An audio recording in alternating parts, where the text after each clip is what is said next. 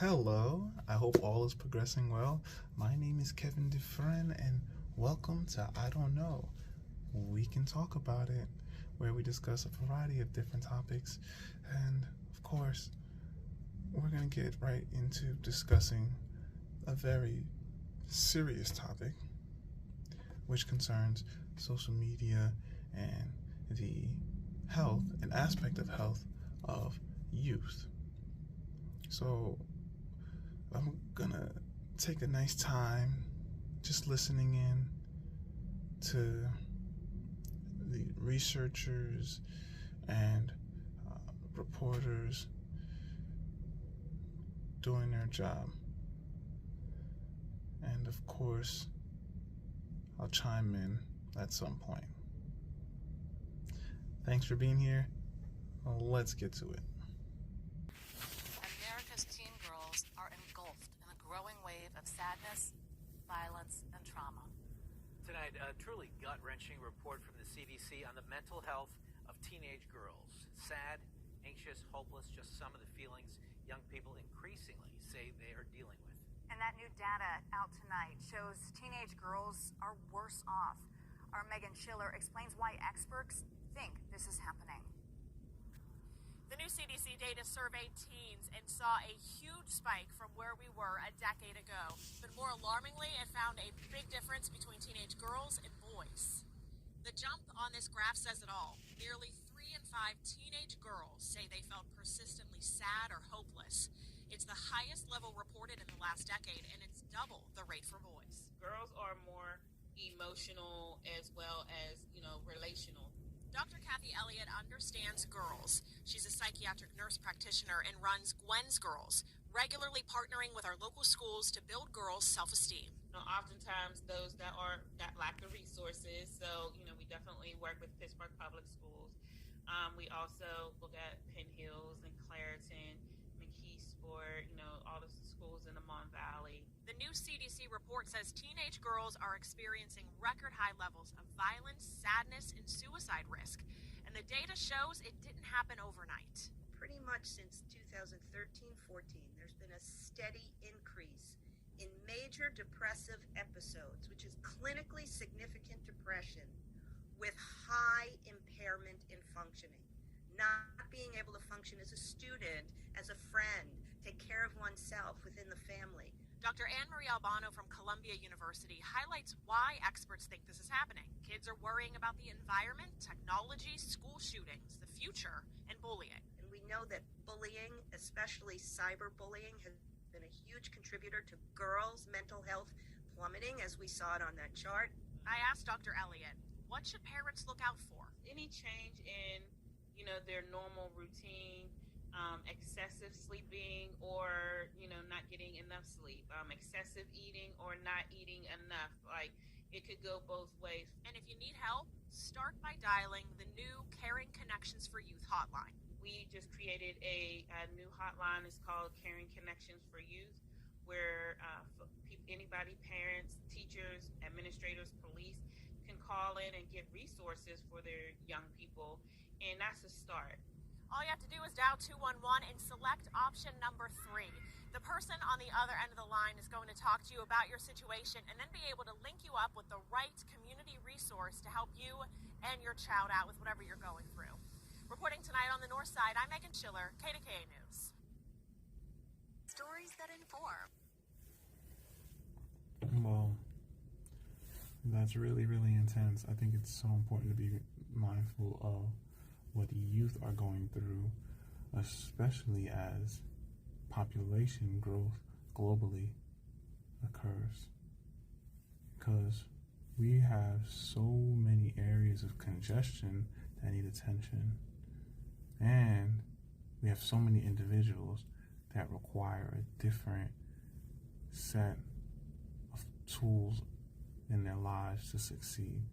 So personally, each individual is set for a particular kind of life, and potential needs fulfillment. There are so many spaces for a person to be. Why are so many people feeling in so many ways, though differently, when out of certain spaces, in different spaces, in different situations? I'm a huge believer in people having to make a motion, make a move, make one's life better as best as one may with what one has. I want to share that everyone in the world is a perfectly good human being. I want to say that everyone will always lean toward the good, though I think one aspect of this conversation to return to concerns the actual reasons that teens are bringing up for feeling a certain way.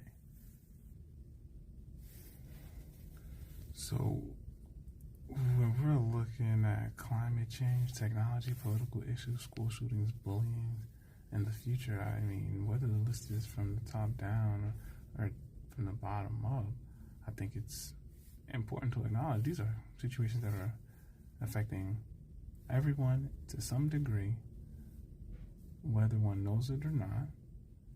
And we do live, meaning individuals in the United States, in a reasonable proximity where these conversations translate emotionally, and that's a part of our social development. So we have all these things happening on the internet in this seemingly instantaneous world, which involves individuals that are not so instantaneous, individuals that literally need a different pacing than our technology is moving at, though we move very quickly in certain aspects of our human presence, being, existence, that when we have to deal with life personally, we being humans, how much are we dealing with that is completely for us versus what is completely of a situation outside of ourselves? And how come youth feel a responsibility to such a degree? I'm curious where the emotion rests as a description. What do youth describe the feeling as? Not simply for a study, for a true understanding of if youth have the understanding mentally to be able to describe how they feel, to navigate to where they really want to feel, to navigate to where they want to be. Well over half of all teenage girls experience persistent sadness or feel hopeless. 1/3 of all teenage girls have seriously considered suicide. Let those numbers sink in with images of young people we know from our community or church. The next time we see a group of young girls, it should be jarring to know that on average, half of them have felt hopeless, and 1/3 of them have felt like ending their lives. We hear about the evolution of the human condition, how we're making progress, that we're better off than our parents and grandparents were, and it's true in many regards. Technology has made our lives easier in myriad ways. Technology is often benign. How technology is used is where the virtue or the pain lurks. It's good to get an Amber Alert when a child is missing. It's not good when social media is used to hurt or prey on children. It's good when we hear or see an act of kindness from half a world away. It's not good when young people can be bullied or made to feel inferior because they don't meet someone else's expectations, or they receive private messages from people who seek to do harm. The double-edged nature of technology. Alcohol can toast a 50th wedding anniversary or lead a drunk driver to kill a family. Drugs can put us to sleep for heart surgery or plunge us into addiction. Social media can share good news or propagate pain. Many things that can help and hurt us are regulated by age and access and use. Is it time to regulate social media for those clearly harmed the most and with the least power to fight back? Joining us now is the founder of Log Off, Emma Lemke. Emma, thank you for joining us. I watched and listened to your testimony before the Senate Judiciary Committee. If I heard it right, you were on social media at the age of 12. Can you give our viewers a sense of how it began to be harmful for you? Absolutely, and thank you for having me on. At the age of 12, I downloaded my first social media account, Instagram, and as I began to spend more time on these apps, my mental and physical health suffered. From the constant quantification of my worth through likes and comments and followers, my anxiety was heightened, my depression was deepened. And as specifically a young female, the constant exposure to unrealistic body standards and harmful recommended eating disorder content led me towards disordered eating and in a direction that was not great for my mental and physical health. So I felt those negative repercussions of being on these online spaces, and that was 8 years ago, and today I still see the harm all these young girls are facing that I think is accurately reported in the CDC report that you were quoting earlier. All right, Emma, I'm going to play a clip from the Education Secretary and then ask you a question on the other side. The bottom line is we have an emergency room model in our schools. We only deal with the issue when we see the symptoms turn into a major outburst, a fight, or an incident that requires an emergency room visit. We have to do better building up our tier 1 approaches to meet students where they are, when they need the support, in different ways and in ways that they're comfortable with. All right, Emma, a 12-year-old cannot sign a contract, vote, buy tobacco or alcohol. They can't quit school. They can't even see certain movies. So why do the social media companies think it's okay for a 12-year-old child to have access to all of their platforms when there's so many other things they cannot do? Well, the answer is easy. For these big tech platforms, the more eyeballs they have on the screen, the more profit they make. So what these companies are doing is, no matter the age, no matter how old the user is, they are going to try to maximize that attention to maximize profit, when in reality what it's causing is this fueling of the youth mental health crisis that we face today. And frankly, I think that what we're facing is the big tobacco of my generation. It's social media. Unregulated social media has become this weapon of mass destruction for my generation. All right, Emma, if I have this right, you are majoring in political science, and based on your testimony before the Senate, you may be in the Senate one day.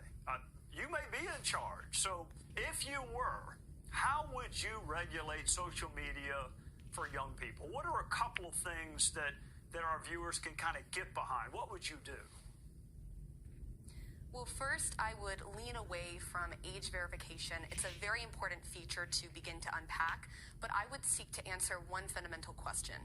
How is it that we make online spaces safer when kids decide to enter? And I think two things have to come into play.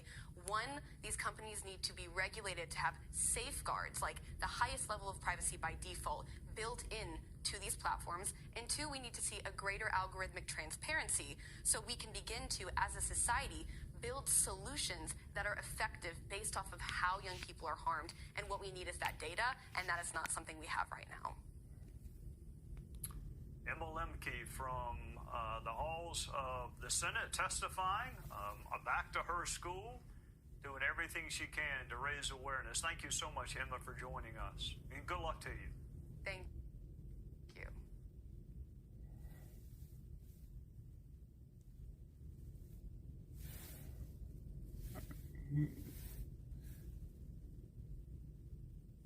that is really intense to me, because when it comes to social media, of course, I'm analyzing the mediums, the ways individuals can access the internet.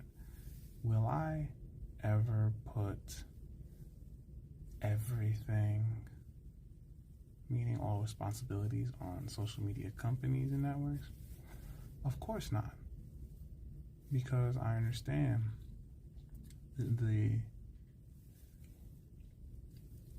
politics of the household, the developing of a human being in a modern age in which we have so much technology available to provide youth is feeding into what technology, at least an aspect of it, is put into the world to do, to make life seemingly more efficient, to give people more time, to get things done quicker.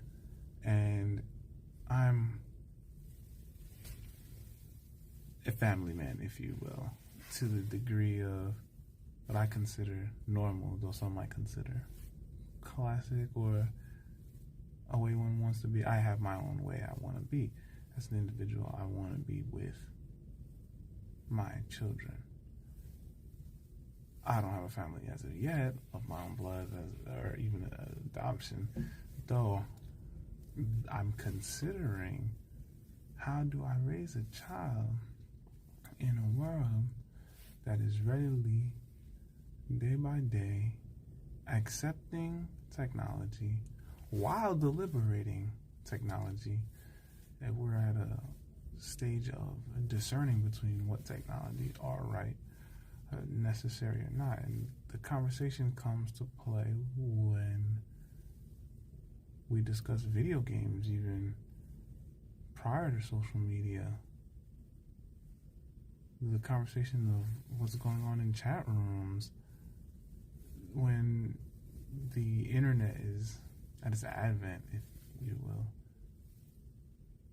when youth are under predatory gazes, not even just youth, other adults are seeking to harm other adults due to a mental access that is not readily available in the real world, that is seemingly apparent in the real world. I find the area where I'm discussing now in this latter portion very interesting, intriguing to me personally, and important to developments moving forward with human well-being. We're at a time in life in which being able to access another person's life is accessible to a degree, though not mutually consensual in a lot of ways. We live in this world now where people, it's not that it doesn't ever exist before, though now people can feel like, oh, here's what I want with what I'm looking at. Then I proceed to do so. And with the development of technology, these methods can become more harmful, more dangerous, even as people do benefit from technology in varying ways, not all the same technology. So when we're discussing social media, how one uses social media, this is going to be a conversation that's going to continue on as more forms of communication come into play, especially in tandem with the internet. I just listen to all of these people talking because I think what they're saying is very important to listen to. When a child feels hopeless, you understand what hopeless is? I mean, you're talking to an individual right now. I'm a spiritual individual. So to me, that means that newer connections need to happen. You're talking to someone before the internet. Who is the ultimate connection? The creator of the universe, God. So, spirituality, the wholeness of a human, are things to really consider. I'm not here to preach to individuals that there are spiritual realms to consider. I'm here to say, be mindful of one's whole self and, well, respect the spirit one has and the physique one has and the mentality one is developing. All these things are in development. So respect oneself. Respect yourself on your journey. This is really a sober time because youth are able to access each other way more now. How do you stop a cyberbully? How do you stop someone from bullying a child, your child, you, if you can't even see them? Like, who's going to step up and fight for you? And, of course, I'm like, God, because technology, I want technology for the best purposes, for all the good purposes in the world. And I want to believe that everyone in the world is amazing and good at art. Though individuals are in the world that will prove otherwise in ways that may be harmful. So with that, it's keep in mind, be mindful of the world we're living in, the developing world, and try every single moment of life to do good, do better.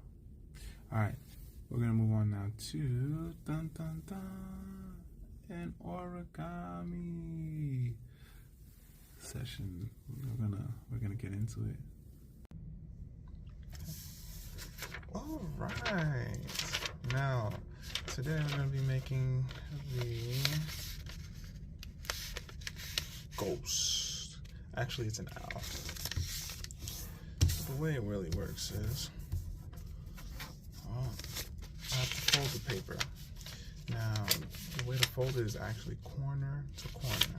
So I'm going to fold it corner to corner. Okay, and corner to corner.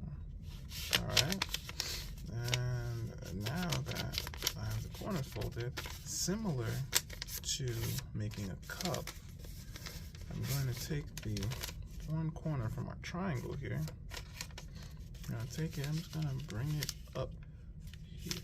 So here I have this point right here. It's coming here, and boom. I take it, and I just go right up here. And then I go right here, take the other one, you see this? And up. It's a pretty tight corner here. So it got caught in a little snag. It actually got caught in a cross fold. A cross fold is not necessary for this one, but now you can see. So just keep the corner to corner folds in the beginning. Now, the next step is to boom, go right down here. So we're gonna fold the flaps down. So we're literally gonna make a cup. You can see this flap is down, and then right here, this flap is down. Remember, the flaps keep the folds from the triangle in. So next, this is where it gets fun. Gotta stick the hand down in here to make our cup. But while I'm making the cup, I'm just gonna kind of like give it a little bit more of a push. Now, there are multiple ways to do this. Some people will say, okay, you can fold it in first. So you fold in a corner, and you have the crease. So folding in this corner, then folding in this corner, and then boom, right here, you just kind of take it and then you fold in. The reason why we do that is because we get a nice stand. Another way is to just kind of skip the fold portions and just find a nice little medium here in the center. So just like skipping the fold and then just finding a nice medium. Now the thing with doing that is the fold might go a little deeper, so it's not as precise. So to make sure we are working with an even owl, just gonna come through and boom, cut it there, fold it there. As you can see, it actually maintains the fold from the original, so they can be at different lengths. So when you get these different lengths, what happens? Now we have a nice little owl here. As you can see, an owl in formation. Now, of course, to make the true owl, you have to pick a side. Just pick a side and just give it like a little bit of a lip right here. See? So that's a little off lip. A little off lip. I'm gonna make it as even as possible. Though right here, make this, and yeah, there you have it. You have your owl. Well, this is the owl.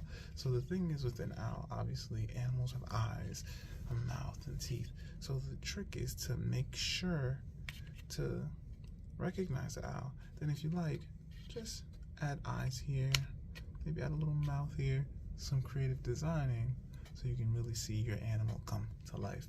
And like, ooh, ooh, ooh. All right, so boom, that's our owl. Next topic, of course, we're gonna talk about a movie.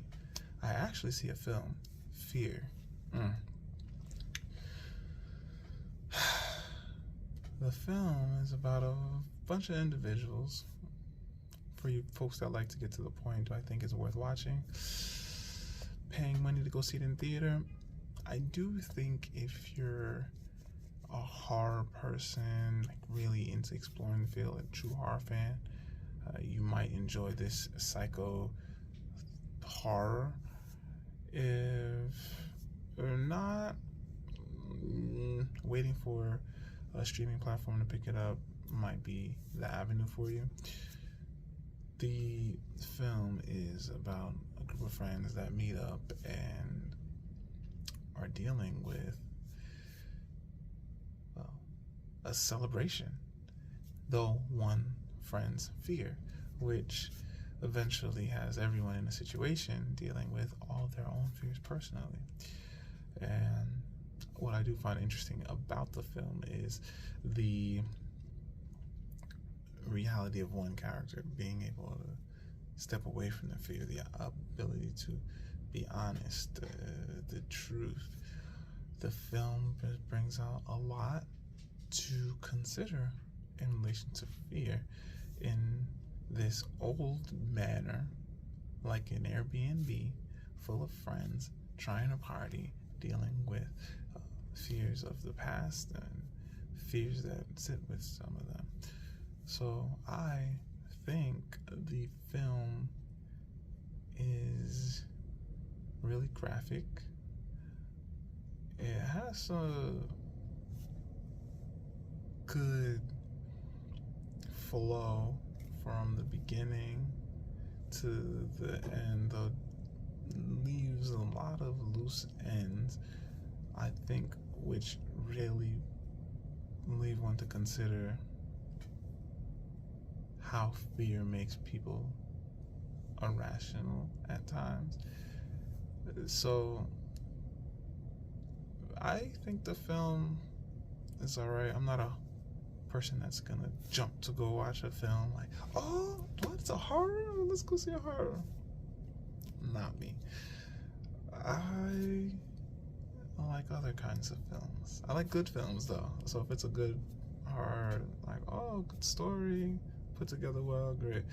I do think the acting partners fulfill the film well. But I think certain plot developments really leave one to wonder, why not decide otherwise? And of course, the question of voice comes up in the film, which is really important because one must have a voice to make a decision. And that voice may be vocal, it may be action, though one must be willing to stand up for beliefs and secure oneself beyond fear. So I think that film is a film that can agitate the audience in the conversation of horror. And now we can move on from that film and get to a book. Oh, so I read The Complete Life of Krishna.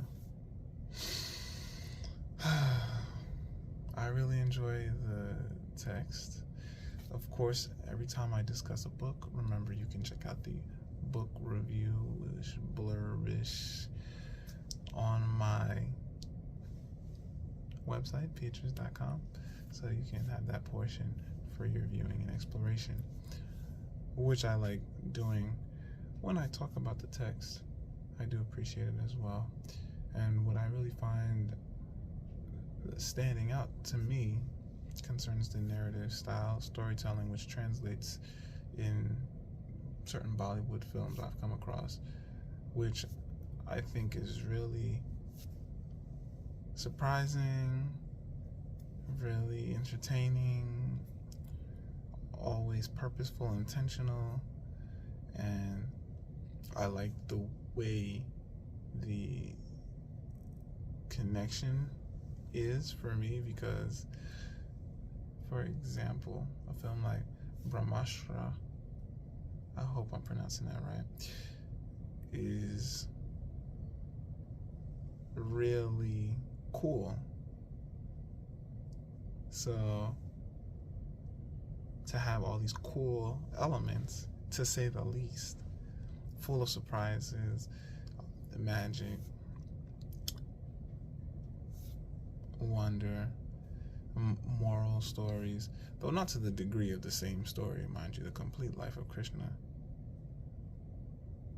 has all these elements that are cool, though it is following Krishna through varying stages from birth to death. And I really like how the film focuses on, I really like how the text focuses on Atma, Dharma, and Karma, though the idea of worship and being completely with one's being, one's higher power, this idea of reincarnation, that all is in the purview of God, of Brahman.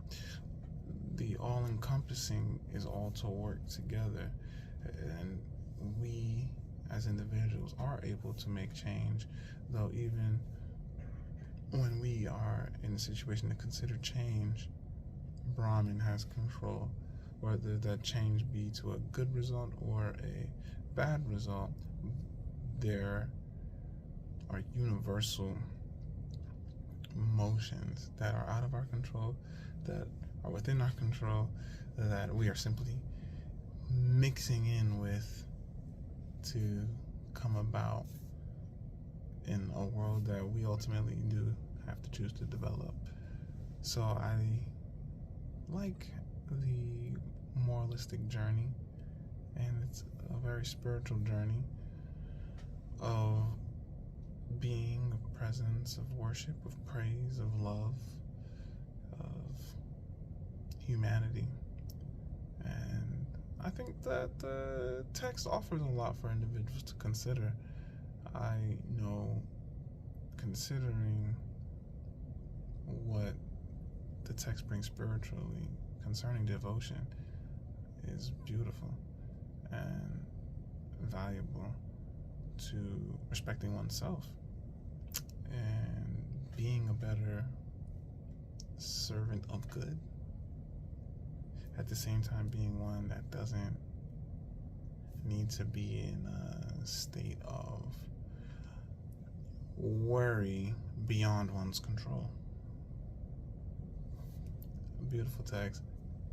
And I do find the text brings in a lot of elements. The text is like a dramedy.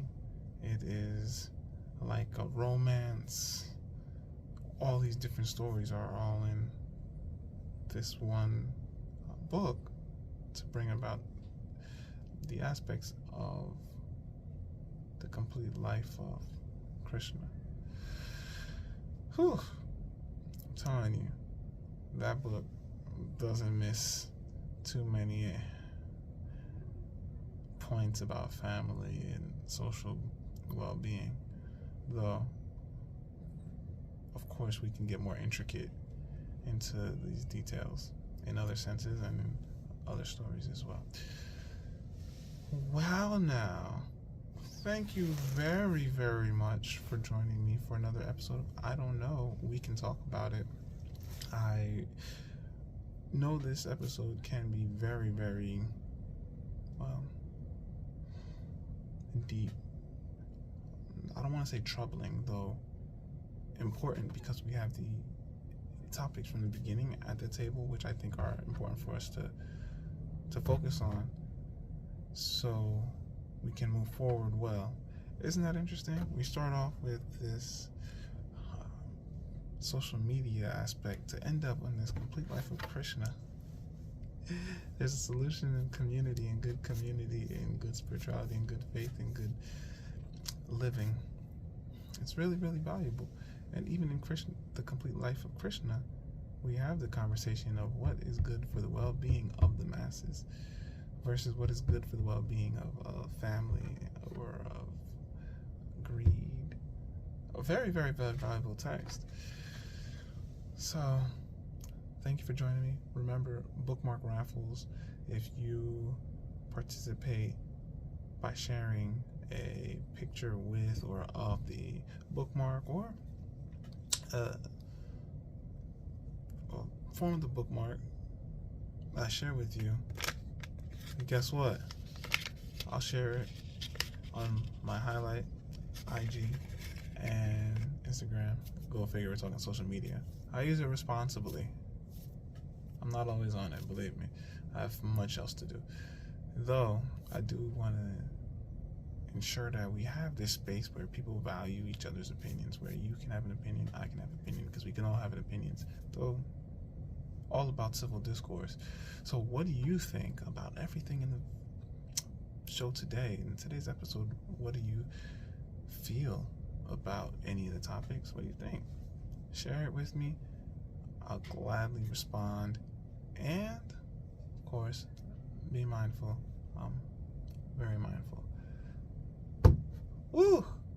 Glad to be alive, glad to be here. Thanks for being here. Until next time, God willing, onward and upward. Kevin G. Hello, and welcome to Pictures, where the belief that expression, the choice to express in the public sphere, is to bear in the wilds your choice responsibilities, where beyond anyone and anywhere else you will encounter yourself. On the homepage, of course, you can find recent posts, links to creativity, Kevin Dufresne, and if you want to contribute to the conversation, form of Pictures is available.